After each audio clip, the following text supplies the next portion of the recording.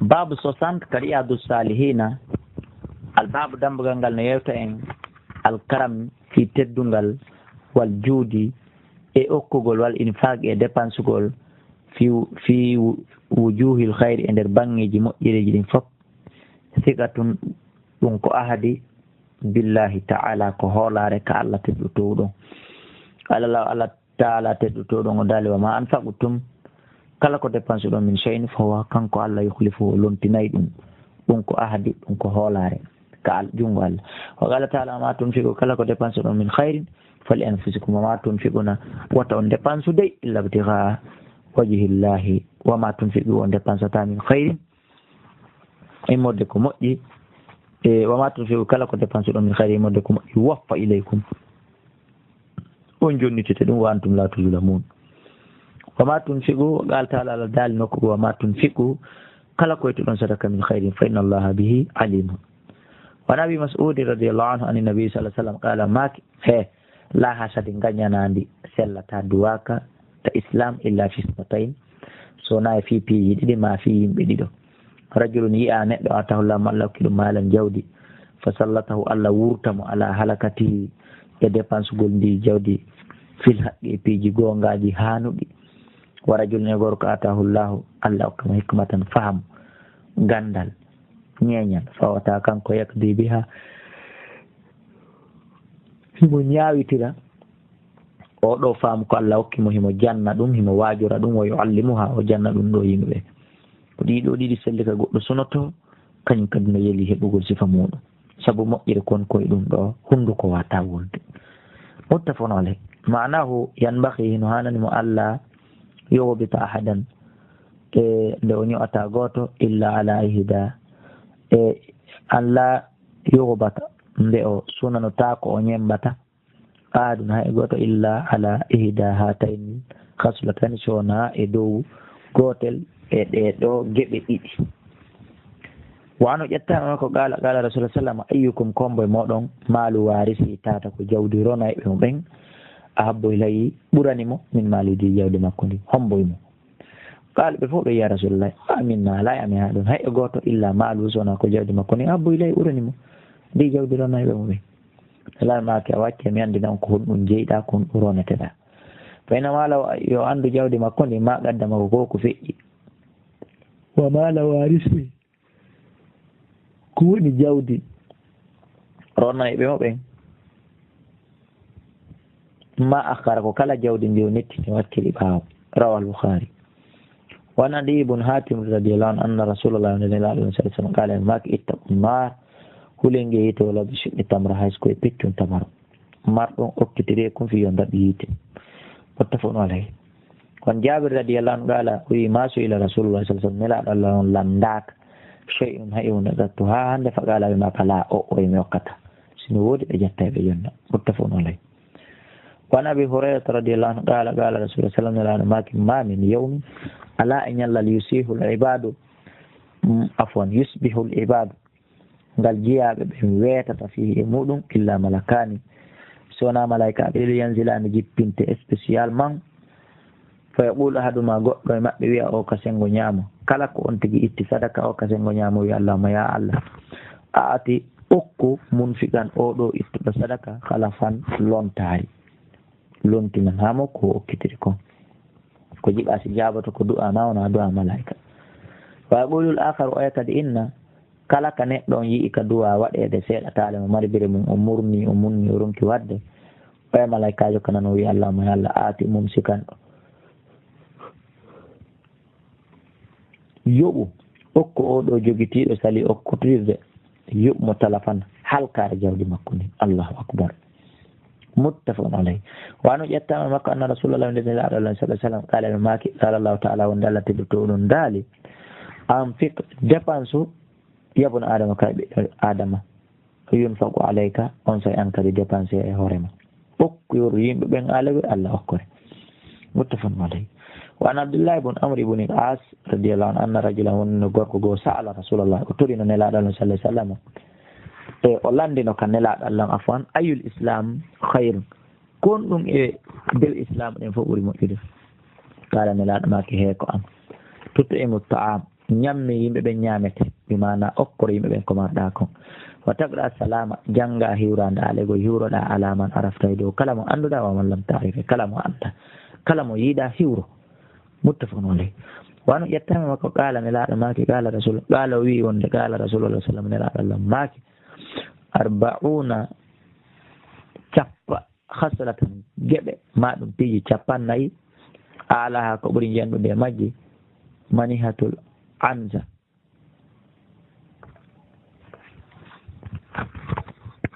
ɓe maki piiji capannayyi maɗum geɓe capannayyi alaha ko ɓuri jenɗude e majje manihatul anzi ko ɓirgol ngeloba muɗum ban maɗum dammil ma nagge kala ko mari ɓira ɗum ƴetta ɓiraɗan ɗan okkitira jama on yara ma min amilin ala e gollowo yamal mono golla bi haslatin e nder geɓal gotal petti min ha ɗe capannayyi hara ko wari raja a sawabi ha ko tijjegol baraji mum ɗin ka Allah naafi yingo naafi nani naafi on tigi waɗi tanmo naafi kulol wa tasdiqi gongilngol ma o owdi ha fodore ko Allah fodi ko e mum hay goto wa tan illa adkhalahu llahu ta'ala biha si wona Allah naadaymo sabu ɗum no aljannata rawahu al-Bukhari wagat sabaga gom ɗiwo feƴƴino bayana ɓangilngol hadal hadis oɗo hadis firugol mo fensenno fi baabi e nder dambugal yewtugal ngal bayani kasrati turuqil khayri ɓanginalngol en fi ɗuɗɗingol laawi no moƴƴireji ɗin heɓorta anabi umama sudayi bun ijlan radiyallahu anhu qala maki qala rasulullah sallallahu alaihi wasallam maki yabna adama innaka an in tabdul sa funsi ko marɗa kon tabdul fadla sa funci ɓurangal khayr laka ɗum no moƴƴatma wa in tumsiku sa jogite ɓural ko mi okkor mako a okkorali yimɓe ɓen hay andinaɓe sharru laka ko bone wonandema wala tulamu ala kafafin a feletake e dow mi mana e fawtare a fawetake ɗum a feletake ɗum wabuda fuɗɗor biman tawlu ɓen ɓe ɓeynuɗa walayadul uliya toujours hayrun ɓuri moƴƴude min aliyadi sufla rawahu muslim wa an anas ƴettama anas radiyallahu anhu qala maki ma suila rasulullah sallam nelaɗo allah landaka lan alal fiiɗo islam shay'an goɗɗum illa ataahu si wona ɓe hokkay on ɗon toriɗo wala kad jaa gom ƴeri rajulun neɗɗo fa ataahu nelaɗo okkorimo ranaman dambi bayna jabalayn e hakkude pelle ɗe ɗiɗi faraja o ruttitoyi kadi ila qawmi faade kaymi makko fa qala ni ya qawm aslimu ya islimu fa inna muhammadan yutimo okkorde goto kala ata an ngeloba ma ɗum dokkal man la yakhsha al faqra fa inna muhammadan no muhammadu yuti himo okkora ata an dokkal man la yakhsha al faqra ommotata hula ko wiyete kon basal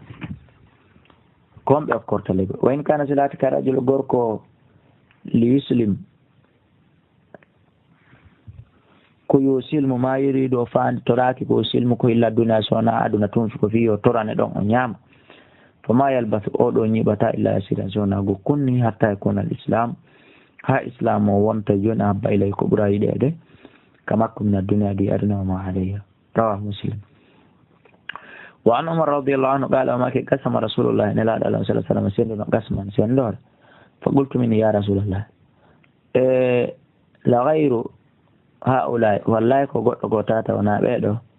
kanu laati a haɓɓa bihi ɓuri handude e muɗum min humdi maɓɓe qala wi namno ɓen hayyaruni nelaɗo maki ɓen ɓe suɓinilan an yasaluni nde ɓe torotolan bil fush e sabu pankari fa ataytuhum mi okkori ɓe e aw yubakhiluni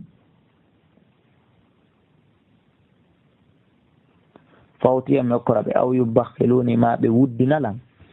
walastu bi bakhirin taala min wonali nguddo rawahu muslim wan jubayr ibn mut'im annahu no kanko qala maki baynama huwa tumane taw tun kanko yasiru mo ya'a ma annabi wonde dana balje sallallahu alaihi wasallam e maqfala wonude ne laaɗo maqfalatu bun hunayn e maqfalatu ɗiwtirɓe ɓaawle goy wontirɓe ɓaawo min hunayn immorde gere hunayn fa'alagahu arabu ko ɗum woni yimɓe fulawaɓe wengi ɗum yasalunahu eɓe landomo hatta ittarru ha ɓe ɓiƴimo ila samurati faade e leggal fa hatafat on sumati ngal ɗon cifi awalegoy sakke makka ridaahu wanare makko nde faqa fa nabi sa sallam annabaji allah on dari faqala atuni jonni tela rida e tiggare ande falaw kana li haysi latani kelan adadu hadihi l idahi imana kontore e ɗeɗo leɗɗe nga'aman e nema daga samtumi sendite ɗum fof payna ko makkunde mum haajon ala e hunde tumma la tajiduni refti on tawatalan wallahi bakhilan komin guddo wala kaddaban wona fenowo wala jabanan wona hulɗoreedu on yiidatalan ɗi tati aduna rawahu al-Bukhari enen kadi yalla ittuɗi emen makko falahu ay haalaro joyi ɗum ko sanga nde o huccutu noon imo ruttade o arda wa samurata ko wiyete samura shajaratun ko leggal wal idahu ko wiyete calɗi ko wiyete idahu shajarun lahu ko leɗɗe tawata hina mari shawkun bulle bulle wan abi hurairata radiyallahu anhu anna rasulullah sallallahu alaihi wasallam qala ɓe ma naqasat kono yo ɗuytata sadaka tum sadaka min maali immorde jawdi sa itti a itti sadaka wata sikkude ko tel heddi hani ko wonnoɗi ɗon ɗi wonɗo mara ɗi ɓeydi wama zadallahu allah ɓeydirali abudan jiya ɗo ƴaffin saabu nefinare jolti nanno yimɓe ɓen cippito allah yoɓirta ɗum jiyaɗo illa izzan sona teddingol mum wama tawada yankinanata ko ahadin goɗɗo billahi fi allah illa rafa'ahullah sona allah ɓantay fi makko azza wa jalla rawahu muslim wa nabi kabashata amri bun sa'ad yettama e moɗo oɗo al anmariyu annahu ko woni no kanko sami o nani rasulullah sallallahu alaihi wasallam yaqulu ɓe maka salasatun tato uqsimu alayhinna ma ɗum piiji tati mi wonda e hoore ɗin o haddithu kum mi yewta o hadithu mi yewtere fahafazuhu rena e mayre huñoɗon nde nani onon jentiɓe onon kadi on naati ɗon mana gasa ɗuytata maalu abdin jawdi jiyaɗo ɗuytata jawdi makko nde min sadakatin immorde sadaka mo ukkitiri nani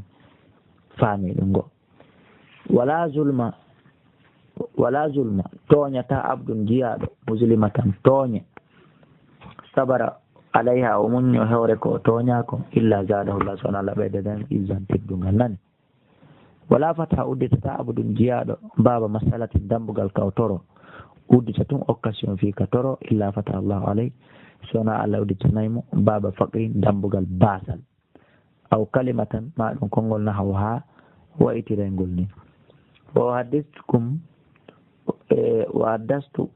wa uhaddisukum miɗo yewta on noon hadisan yewtore fahafazu rene e mayre hunjoɗon qalnelanamake innama dunia andeno aduna li arbati nafarin ko fi yimɓe nayo abdun jiyaɗo rasagahullahu mo allah okkuri malan jawdi wa ilman e gandal fawata kanko yettaqi fihi himo rentora allah himo hula e nder ndiɗo jawdi makko rabbahu jom makko wayasilu o jokko fihi e mayre rahamahu enɗa makko ɗan wa ya'lamu o anda lillahi subhanahu wa ta'ala wa ya'lamu andana lillahi allah fihi nder muɗum anna lillah wa ya'lamu anda lillahi no wodan allah fihi muɗum ko ɗum woni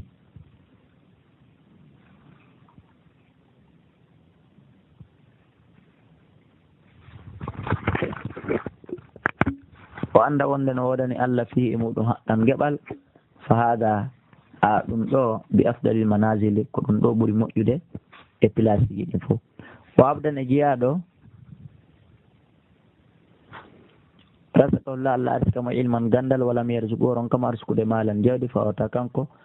sadi ɓum niya ko gonguɗo anni alegoy ko moƴƴo anniye yaqulutamo inna law anna li malan ta min kan ɗo marno jawdi la amiltu mi gollayno bima amala fulan sabu ko kaarino golde ko mami huwayno ɓuri ko huwata ko fawata kanko ɓe niyatu sabu anniya makko moƴƴo on fa ajuro ma joddi maɓɓe nin kamɓe ɗiɗo so wano fota ko abdine jeyata rasakahullahu allah arsika mo malan jawdi wala mi arsuku oɗon ka arsukude ɗum oɗon kam arsukude ilman gandal fawata kanko yahbutu himo kippude fi malihi mo hutubude ka nder jawdi makko ɓe gayri ilme ko alda gandal la yettaqi fi ko ɗum woni en hulano la yattaqi tata hulal fi e fi muɗum rabbahu joom makko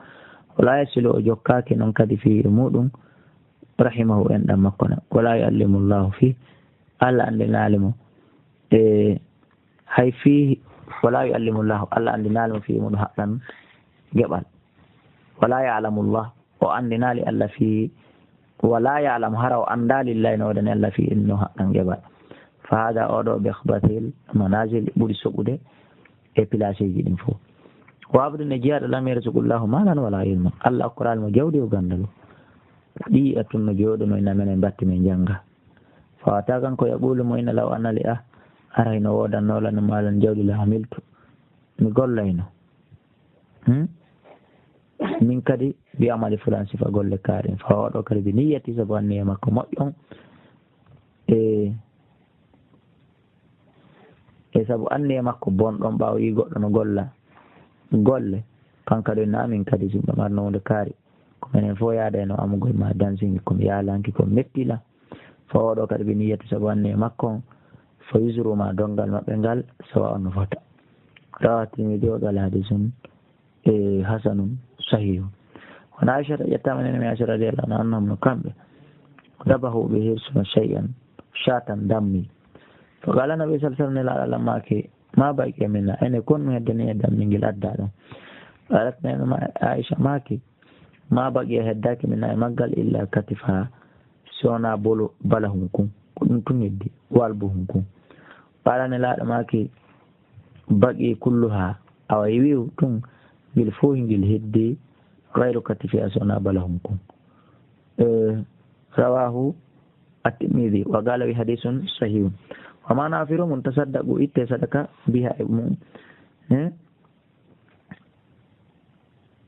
illa katifa be mana tasaddaqu be itti sadaka biha e dammingi fof ko ɗum illa katifa sona balahum maggilo rawahu Tirmidhi wa qala hadithun sahih wa ma nahu kon firu mun tasaddaqu be itti sadaka illa katifa sona balahum kun فقال إني بقيت لنا نلاد ما كنا هدني إن في الآخر هدني كإن في الآخرة كلا هرف نجلفو إلا كتفا سونا بلهم كن وأن أسماء بنت أبي بكر الصديق رضي الله عنهما قالت ما قال لي كون دي أن إلى رسول الله صلى الله عليه وسلم لا توكي وتأ فو هوري قد فيوكي الله عليك سقو الله كدي فو تمسك هوري ما وفي رواية نعرف الله إن ما كانوا أنفقي إتو صدقة أو إنفحي كدوني ما دون أونيو دا ترتو دا إكو يمي بنجي كو ريو دا إكو يمي بنجي كو أو إندحي ما دون كدوني حرسا جماعهم ولا تحسي هراء كونتال فيحسي الله عليك الله كدي كونتا إهور ما ولا توعي فيوئي الله عليك متفق عليه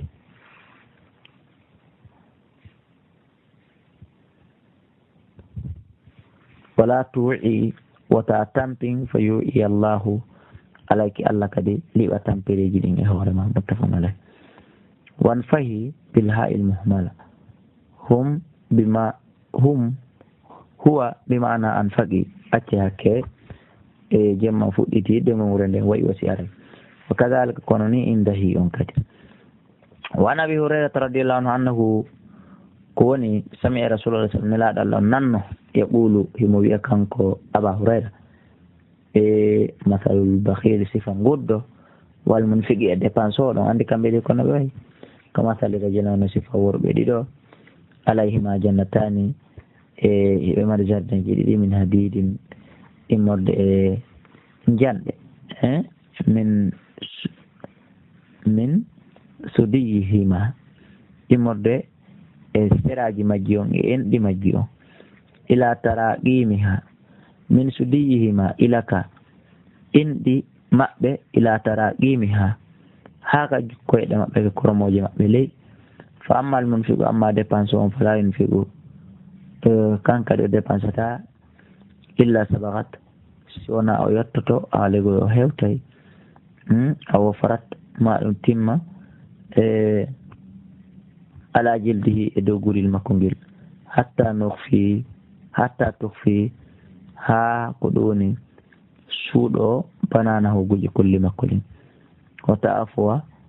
yaafo asarahu batte muɗum wa amma albakil amma nguddo fala yuridu mo tata falaka anin fi kandu witata sadaka shayna e hunde illa lazikat si wona koloto kullu halqatin kala ko wiyete contampere makanaha e place mayre on ɗon fa huwa oɗo yuwassi'uha e ko ɗum woni o yanñinanay woni on ɗon fa huwa oɗo yuwassi'uha o yanñinay ɗum ɗon fala tattabi'u kono o jokkata muttafaqun alayh wal jinnatu ay ko wiyete jinna addiɗu ko muusu hoore o ma'ana firo mum annal munfiqi wonde no dépense o on kullama anfaqa kala ko dépense sabagat kullama anfaqa kala ko dépense kon sabagat e haray ɗum ko niwi ɗum ko timmu ɗum ko talat juuti to jurru ta ɗum hino pooɗe dase wara o ɓa makko o tukfiya no suuɗi rijilihi ko ɗoni koyɗe makko ɗen asara masiwihi batte yaadu makko no hututi e palanɗe makko ɗen wano ƴettama makko gala rasul sallama man tasaddaka kala ittuɗo sadaka mbi adil tamratin yer tamarore wootere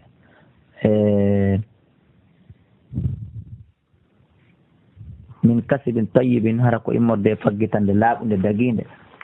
wala yaqbalullah Allah jaɓanta illa tayyiba sona ko laaɓi konde teddungal min musidɓe julɓe fa inna Allah haray Allah yaqbaluha o jaɓirede mbiya min jungo makko ñaamo ngon tigi ale koye hakke ko weltude o hittini kanko Allah tuma yo rabbi ha refti one ana ɗum ɗo sahibiya e wondiɗɗo makko on e kama yo rayi